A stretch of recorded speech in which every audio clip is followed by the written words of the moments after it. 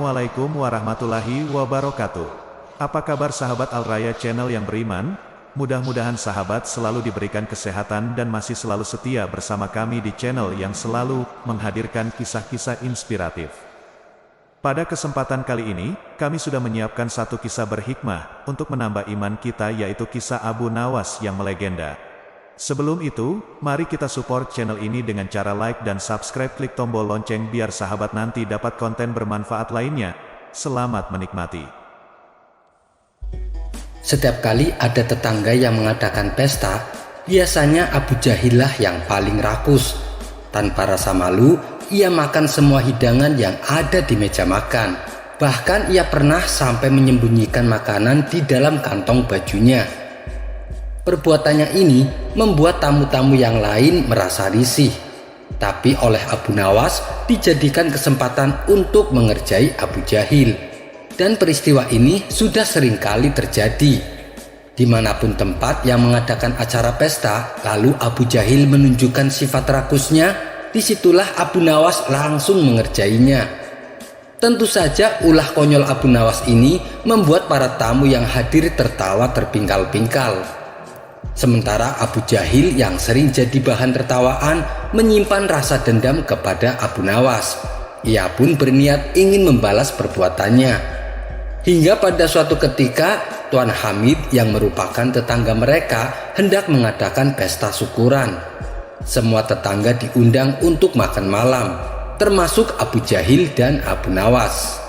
Ini kesempatan yang tepat untuk membalas perbuatan Abu Nawas, pikir Abu Jahil. Ketika hari sudah menunjukkan malam, Abu Jahil pun berangkat ke rumah Tuan Hamid untuk menghadiri jamuan makan malam.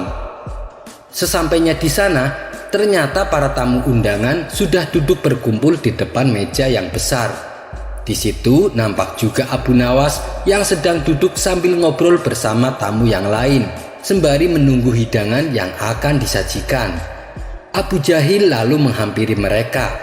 Ia sengaja mengambil tempat duduk yang bersebelahan dengan Abu Nawas. Melihat kedatangan Abu Jahil, Abu Nawas pun menyapanya. "Hei Abu Jahil, tumben datangnya telat. Biasanya kamu yang paling pertama," celetuk Abu Nawas menggodanya. Semua tamu yang hadir spontan tertawa mendengarnya. Namun Abu Jahil tetap tenang.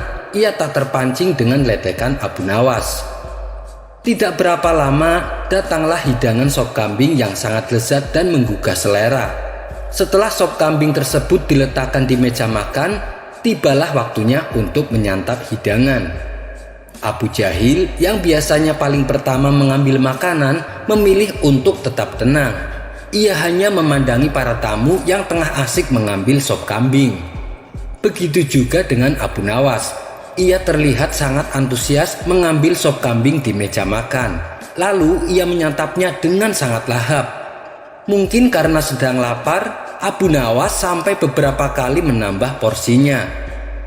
Melihat tingkah Abu Nawas ini, terbesit di benak Abu Jahil untuk membalaskan dendamnya. Ia pun mengejek Abu Nawas. "Hei Abu Nawas, kamu seperti serigala yang kelaparan. Atau barangkali kamu dendam ya sama kambing itu, sampai-sampai kamu sangat bersemangat untuk menghabisi sop kambing," olok Abu Jahil. Para tamu undangan langsung tertawa mendengar ucapan Abu Jahil. Abu Nawas yang baru tersadar kalau dirinya jadi bahan tertawaan segera membalas ejekan Abu Jahil. "Hei Abu Jahil, sop kambing ini lezat sekali. Kenapa kamu tidak memakannya? Biasanya kan kamu yang paling pertama dan yang paling banyak makannya. Jangan-jangan kamu dibesarkan oleh induk kambing ini ya, dan dia yang menyusuimu waktu kecil.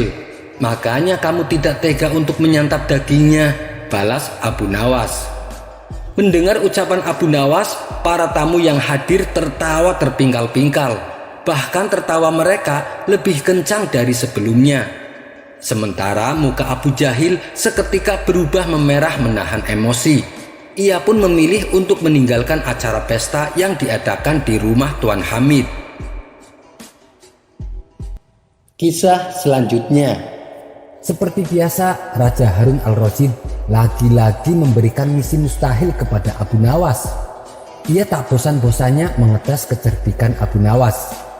Kali ini ia meminta sesuatu yang tak wajar. Raja meminta Abu Nawas untuk pergi ke bulan. Padahal zaman itu belum ada teknologi canggih, belum ada mobil, belum ada motor, apalagi pesawat antariksa. Jadi jelas jika misi itu hanya untuk menguji kecerdikan Abu Nawas saja. Pergi ke bulan? Tanya Abu Nawas kaget. Ya Abu, saya tahu kau adalah seorang pria yang pintar. Kau harus dapat pergi ke bulan, jawab sang raja. Oke, saya akan pergi ke sana besok sore yang mulia, jawab Abu Nawas dengan cepat. Raja pun terkejut. Ia tak menyangka bahwa Abu Nawas mengiyakan tantangannya itu. Lalu sang raja bertanya, dari mana kamu akan pergi wahai Abu Nawas? Dari rumahku yang mulia, jawab Abu Nawas. Baiklah, besok malam saya akan pergi ke rumahmu untuk melihatmu pergi ke bulan, kata sang raja. Malam itu, raja beserta para menterinya pergi ke rumah Abu Nawas. Bulan purnama bersinar dengan terang. Bintang-bintang menyebar berkilauan di seluruh penjuru langit. Ketika raja dan para menterinya tiba di rumah Abu Nawas sudah tidak ada di rumah. Mereka hanya bertemu dengan istrinya. Di mana Abu Nawas? Tanya sang raja. Dia baru berangkat ke bulan yang mulia. Dia berkata kalau akan segera kembali, jawab istri Abu Nawas. Bagaimana cara Abu Nawas pergi ke bulan? Tanya salah satu menteri penasaran. Dia memanjat pohon palem di sebelah sana dan akan kembali melalui pohon palem itu juga, jawab sang istrinya Abu Nawas. Raja dan para menteri kemudian menghampiri pohon palem yang ditunjukkan istrinya. Terlihat bayangan seseorang yang sedang turun dari pohon itu. Apakah itu kau Abu Nawas? Tanya sang raja. Iya, ini saya Abu Nawas Baginda, jawab Abu Nawas. Apakah kau meneliti bulan dari pohon palem itu? Tanya sang raja. Tidak yang mulia, saya melakukan penyelidikan ketika bulan mencapai tanah. Pohon hanya sekedar sarana untuk saya pergi ke bulan, jawab Abu Nawas. Raja Harun al-Rasyid pun tersenyum dengan perkataan Abu Nawas. Ia kemudian menanyakan apa yang dilihatnya saat di bulan. Hanya tanah dan gunung-gunung, tidak ada tumbuhan di sana, kata Abu Nawas. Kalau Baginda tak percaya, saya punya banyak saksi. Bukan hanya satu atau dua saksi, tapi ribuan saksi, sambung Abu Nawas. Siapa saksimu? Tanya sang raja. Bintang-bintang di langit adalah saksiku. Anda bisa langsung menanyakannya kepada mereka. Mendengar jawaban itu, raja pun tertawa. Mengapa kau tak menunggu kami menyaksikan kau pergi ke bulan? Tanya sang raja. Anda terlambat yang mulia. Saya hanya dapat pergi ke bulan pada waktu tertentu saja. Begitulah kecerdikan Abu Nawas ketika menerima tantangan sang raja. Kisah selanjutnya. Siapa yang tak kenal dengan Abu Nawas? Tokoh fenomenal dari Baghdad yang tersohor dengan tingkah konyolnya. Akalnya yang cerdik dan cerdas sering membuat Baginda Raja kewalahan. Beribu-ribu cara Baginda mencoba menjebak Abu Nawas, namun ia selalu saja bisa lolos. Tapi pada pertemuan kali ini, saya tidak akan mengisahkan tentang perseteruan antara Abu Nawas dan Baginda Raja. Kisah kali ini menceritakan bagaimana Abu Nawas menjawab pertanyaan seputar agama oleh seorang ulama ahli fikih. Yang bikin lucunya, Abu Nawas menjawab tidak perlu menggunakan dalil ataupun hadis, melainkan perkataan konyol yang keluar dari mulut Abu Nawas. Tentu saja, jawaban Abu Nawas membuat sang ulama tertawa. Dan pastinya, jawaban Abu Nawas meskipun terkesan konyol, tapi jawaban tersebut memang benar dan masuk akal. Suatu kali, salah seorang ulama ahli fikih merasa resah akan perkara hukum yang dimilikinya. Karena merasa masih belum menemukan jawaban, sang ulama berniat menemui Abu Nawas. Mungkin Abu Nawas bisa menjawab masalah ini. batin sang ulama dalam hati. Singkat cerita, bertemulah sang ulama dengan Abu Nawas. Tanpa basa-basi, sang ulama pun mengutarakan keresahannya. "Wahai Abu Nawas, aku ada persoalan yang sampai saat ini tak kutemukan jawabannya. Aku membutuhkan pertolonganmu. Aku ingin mendengar apa pendapatmu. Semoga engkau mendapatkan balasan dari Allah atas kebaikanmu," kata sang ulama membuka percakapan. "Keresahan apa yang kau hadapi? Katakan saja padaku," timpal Abu Nawas. "Begini Abu Nawas, menurutmu mana yang lebih utama? Berjalan di depan iring-iringan jenazah atau di belakangnya?" tanya sang ulama. Dengan entengnya Abu Nawas menjawab, "Wahai Tuan Syekh, jangan terlalu serius dan resah dengan perihal urusan remeh-temeh seperti ini." Sang ulama kembali berkata, "Iya, tapi saya penasaran Abu Nawas. Kalau menurutmu sendiri, mana yang lebih utama? Saya benar-benar ingin tahu pendapatmu." Lalu Abu Nawas menjelaskan, "Kalau menurutku sih sama saja Tuan Syekh. Berjalanlah sesukamu. Mau di depannya, di belakangnya, di sebelah kanan, di sebelah kiri. Semua itu sama saja menurut saya. Asal jangan kau naiki keranda jenazahnya. Orang-orang pasti akan menyuruhmu untuk turun." Keseriusan ulama fikih yang tadinya menyimak uraian Abu Nawas berubah menjadi tawa. Sang ulama fikih itu pun pergi dengan rasa puas dan tertawa sepanjang perjalanan. Kisah selanjutnya. Kumandang adzan Isya terdengar nyaring dari masjid. Sebuah seruan kepada umat Islam untuk segera kembali bersujud kepada Allah. Semua orang-orang berbondong-bondong memenuhi sof-sof di ruangan masjid, tak terkecuali Abu Nawas. Ia bergegas mencari sof tepat di belakang imam. Usai menunaikan sholat Isya, Abu Nawas tak langsung pulang. Ia menyempatkan diri untuk berzikir. Setelah selesai berzikir, waktu pun sudah menunjukkan malam. Abu Nawas segera beranjak pulang. Seperti biasa, untuk sampai ke rumahnya, ia harus melewati tempat pemakaman. Suasana begitu sunyi dan agak gelap menyelimuti sekitar area kuburan. Saat ia sedang asik berjalan, lewatlah kawanan perampok yang kebetulan menuju arah yang sama dengan Abu Nawas. Mereka rata-rata bertubuh kekar dan besar, dan di tangan mereka masing-masing membawa sebilah pedang. Rasa ketakutan pun menghinggap pada diri Abu Nawas. Jangan sampai mereka melihatku. Bisa-bisa aku dibunuhnya. Lebih baik aku bersembunyi, pikir Abu Nawas. Derap langkah Abu Nawas mendadak pelan dan gemetaran. Rasa takut kian berkecamuk.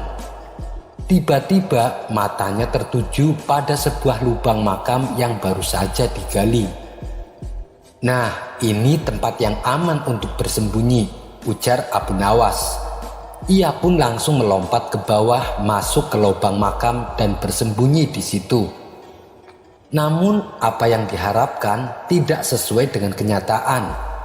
Salah satu perampok melihat aksi Abu Nawas ini. "Hei kawan-kawan, sepertinya aku melihat seseorang loncat ke dalam galian tanah itu," kata si perampok kepada teman-temannya. Mereka pun penasaran dan timbul keinginan untuk menghampiri lubang tanah tersebut. Setelah mendekat, mereka melongok ke dalam galian tanah tempat Abu Nawas bersembunyi. Tampaklah kepala Abu Nawas menyembul dari lubang kuburan. Hal itu tentu membuat kawanan perampok kaget dan heran. "Hei, siapa kamu?" tanya salah satu dari mereka. Abu Nawas terlihat gugup sambil menelan ludah. Perlahan kepalanya mendongak menatap para perampok tersebut. "Aku adalah mayat yang baru dikuburkan di sini," jawab Abu Nawas gemetaran. "Apakah kalian malaikat penanya kuburan? Kenapa jumlah kalian banyak sekali?" tanya Abu Nawas. Mendengar pertanyaan Abu Nawas, mereka mengernyitkan dahi dan saling tatap satu sama lain. "Apa ada mayat yang bangun di tengah malam begini?" tanya mereka kepada Abu Nawas. "Tentu saja ada," jawab Abu Nawas. "Buat apa mereka bangun?" tanya mereka kembali. "Untuk menghirup udara segar," jawab Abu Nawas. "Masa sih orang mati butuh udara segar?" tanya mereka heran. "Oh iya, kalian benar, saya yang salah," jawab Abu Nawas. Kemudian Abu Nawas kembali membaringkan tubuhnya seperti posisi mayat yang sedang dikubur. Sontak tingkah Abu Nawas ini, dengan idenya inilah Abu Nawas berhasil lolos dari ancaman. Kisah selanjutnya. Ulah konyol Abu Nawas kali ini benar-benar keterlaluan. Ia memasukkan pisau belati ke dalam tas prajurit pengawal kerajaan. Akibatnya sang raja sempat menuduh prajurit tersebut hendak membunuh dirinya. Prajurit yang tidak tahu menahu itu menyangkal tuduhan sang raja. Bahkan ia tidak tahu asal-usul pisau belati yang ada di dalam tasnya. Sang raja lalu memutuskan untuk menghukum mati prajurit tersebut. Dan guna penyelidikan lebih lanjut, prajurit itu diinterogasi untuk mengetahui motif rencana pembunuhan kepada sang raja. Namun si prajurit melakukan pembelaan diri. Ia bersumpah bahwa dirinya tidak ada niat sedikit pun untuk membunuh Paduka Raja. Ia menyatakan bahwa dia adalah prajurit yang setia, siap mengorbankan nyawa untuk keselamatan sang raja. Bagaimana mungkin ia sampai tega berencana membunuhnya? Untuk mengetahui kebenarannya, maka pihak istana mengambil langkah investigasi. Kalau ternyata tidak terbukti, maka prajurit tersebut akan dibebaskan dari hukuman mati dan tetap menjadi prajurit pengawal raja. Setelah dilakukan investigasi dan mendapat keterangan dari beberapa saksi-saksi, barulah diketahui bahwa itu adalah ulah usil Abu Nawas. Sang raja pun merasa geram dan murka. Beliau lalu menyuruh seluruh prajuritnya untuk menangkap Abu Nawas. Setelah berhasil ditangkap dan dibawa ke istana, Abu Nawas amat terkejut. Ternyata Raja Harun al-Rasyid telah mengumpulkan rakyatnya untuk menyaksikan proses hukuman mati yang telah dijatuhkan kepadanya. Abu Nawas sempat membela diri dan menganggap hukuman mati terlalu berlebihan untuknya. Namun sang raja yang sudah marah dengan ulah Abu Nawas tidak memperdulikannya. "Hai Abu Nawas, apa alasanmu memasukkan pisau belati ke dalam tas prajuritku?" bentak sang raja. Abu Nawas menjawab, "Ampun Baginda yang mulia, hamba akui hamba telah berbuat salah. Tapi hamba melakukan itu hanya untuk menguji apakah prajurit Paduka Raja waspada dengan keselamatan Paduka. Bagaimana bila ternyata yang saya masukkan ke dalam tas adalah bom? Tentunya saat itu Paduka Raja dan para prajurit pengawalnya sudah mati semua." Sang raja sempat kaget dan menelan ludah mendengar jawaban Abu Nawas. Dalam hati raja berkata, ada benarnya juga apa yang dikatakan Abu Nawas. Ternyata Abu Nawas sangat perhatian dengan keselamatan dirinya. Namun tiba-tiba di benak sang raja terbesit rencana iseng untuk mengerjai Abu Nawas. Ia ingin balik mengerjai Abu Nawas. Ini adalah saat yang tepat, gumam sang raja dalam hati. Dengan berpura-pura masih marah, raja kembali berkata kepada Abu Nawas, "Apapun alasanmu tidak bisa dibenarkan. Kamu tetap harus menerima hukuman mati." Abu Nawas kaget bukan kepalang. Niatnya yang baik malah berakhir tragis. Kemudian sang raja menyuruh pengawalnya untuk mengambil seekor anak ayam. Lalu anak ayam itu diberikannya kepada Abu Nawas. Abu Nawas pun heran dengan maksud semua ini.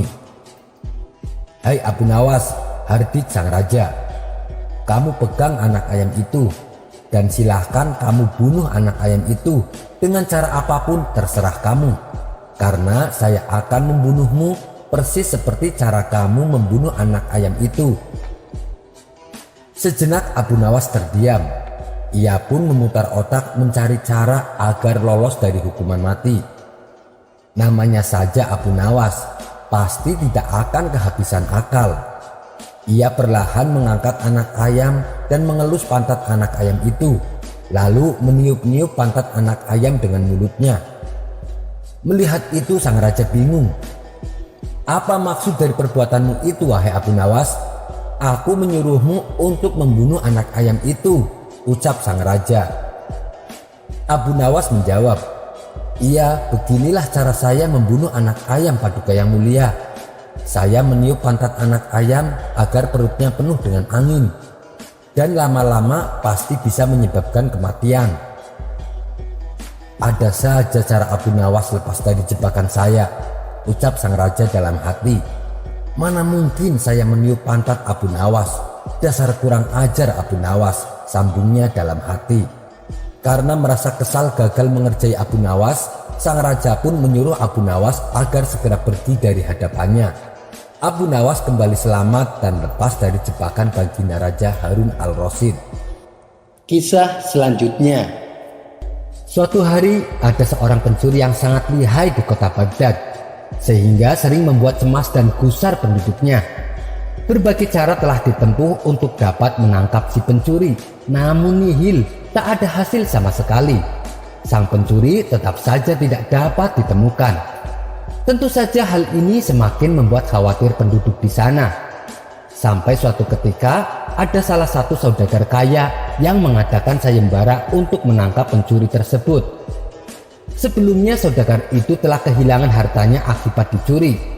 Ia berjanji akan memberikan seluruh harta yang telah dicuri darinya bagi siapa saja yang berhasil menemukan si pencuri.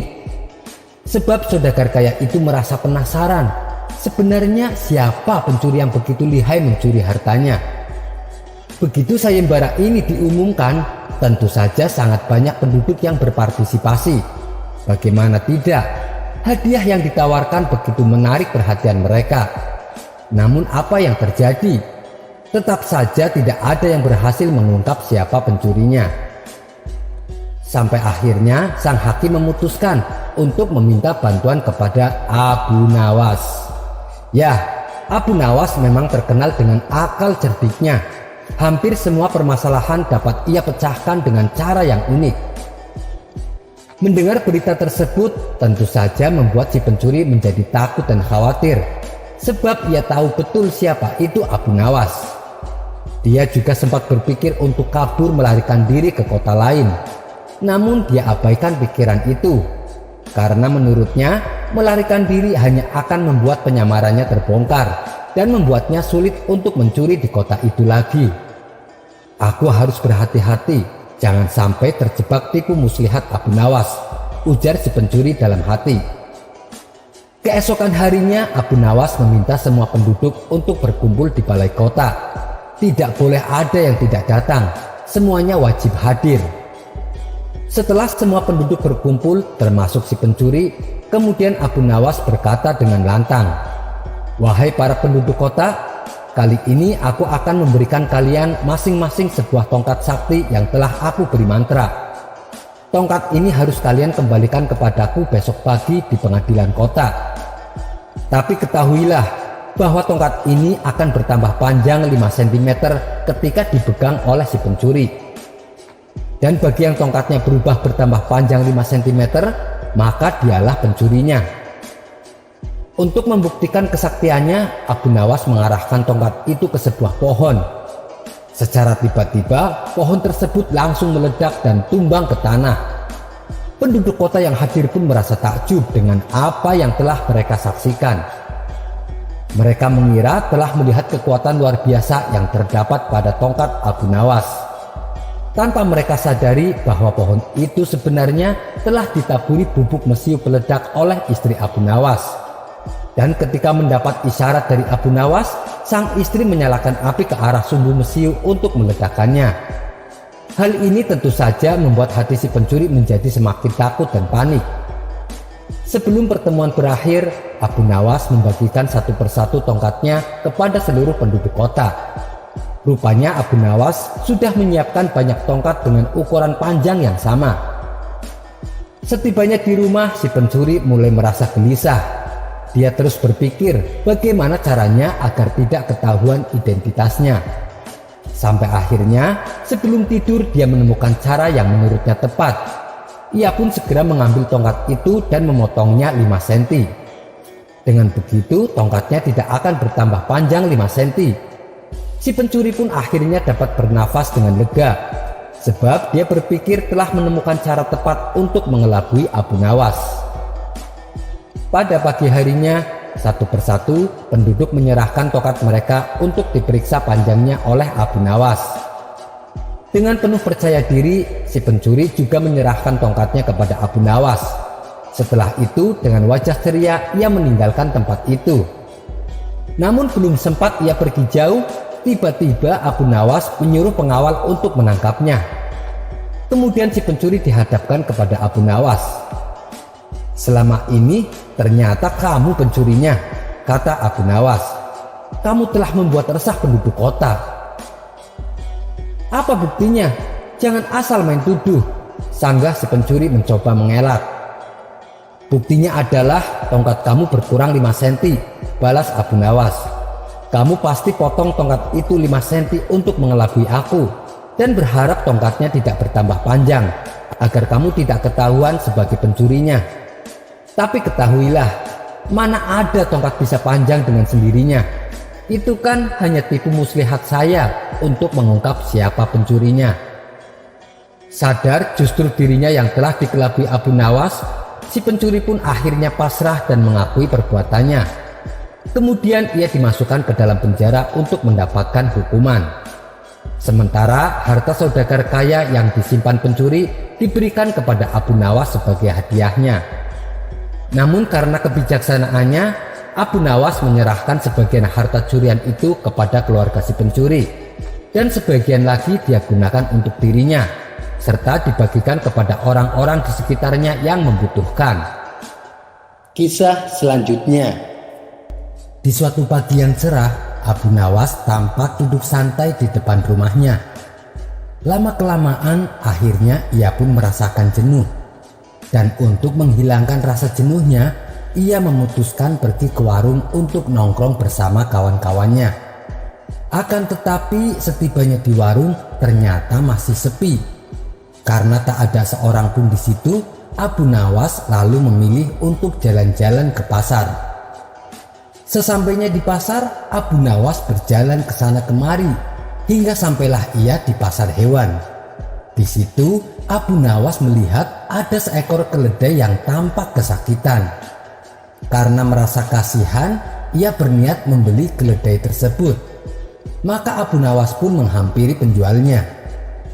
Setelah transaksi selesai, Abu Nawas lalu mengikat tali pada leher si keledai dan menariknya untuk dibawa pulang.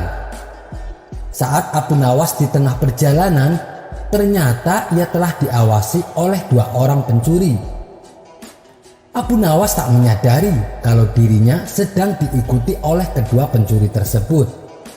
Mereka berdua berjalan tepat di belakang Abu Nawas. Lalu ketika Abu Nawas sedang lengah, salah satu pencuri dengan perlahan melepaskan tali yang mengikat di leher keledai dan memasangkan talinya ke leher pencuri itu sendiri. Sementara kawan pencuri satunya mengambil si keledai dan membawanya lari. Setelah sampai di rumah, Abu Nawas menoleh ke belakang untuk melihat keledainya.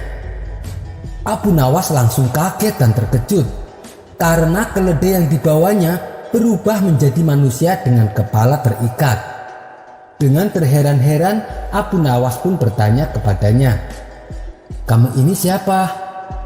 Dengan berpura-pura menangis, orang itu menjawab, "Wahai Tuan, aku adalah orang yang bodoh yang telah dimurkai oleh ibuku. Beliau telah mendoakanku agar Allah mengubahku menjadi seekor keledai.